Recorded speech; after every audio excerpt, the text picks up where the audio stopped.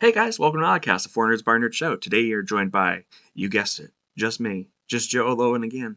I hope that you're enjoying these reaction videos as much as I'm enjoying making them, mostly because it means that I don't have to wait for the rest of my coterie to enjoy the trailers that I would want to watch anyways, and it allows me to watch other people discuss them online without myself being spoiled. And since you're joining me here, that means that you too have already watched this trailer, and you are now prepared to be spoiled also. And hear somebody else's thoughts on it, because I know that I do that all the time.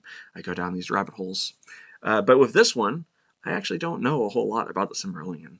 I do know that Amazon paid a crap ton of money for the rights to make it. I know that it has been a couple of years in the making, and I know that Paige is 100% on board the hype train for this project, as is Stephen Colbert. And if you haven't already seen Stephen Colbert discuss Lord of the Rings, you are missing out. I suggest that you check it out on YouTube immediately. But that said, I'm going to dive right into this trailer. All I know about the Lord of the Rings is I've read the trilogy, I've read The Hobbit. I did not read the extended Hobbit. I did, however, watch all three of those movies. I didn't think they were awful. I didn't mind them. And I really like Peter Jackson's take on the Lord of the Rings, way better than I like that old cartoon version of the Lord of the Rings, even though that has a lot of praise, and it was done by the same team that did The Last Unicorn, and I love that movie. That was a very roundabout way, almost a ring if you would, for me to say, I don't know much about the Silmarillion, other than I know that it takes place before The Lord of the Rings, before The Hobbit. I think it might, oh no, I'm guessing that the rings must exist. I don't know. I honestly don't know. So, here we go. Haven't you ever wondered what else is out there?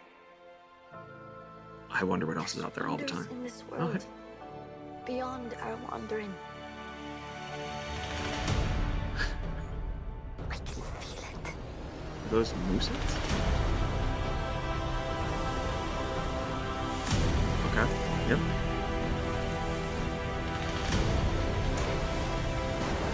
Oh man, it looks gorgeous.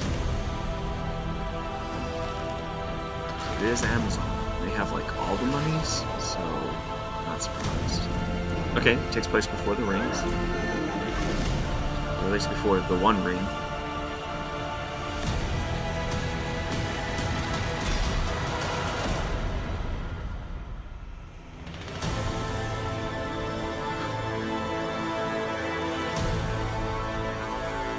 Oh, and it has a release date now. That's excellent. Okay, so September on Prime. I'm ready.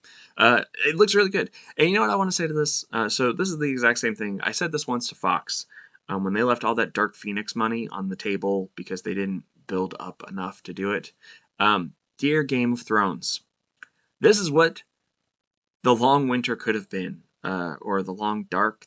I don't know. The original prequel series that you had been planning where we were going to follow the Night King. I was 100% on board until Season 8 when he became a garbage character, and then I didn't care about him anymore.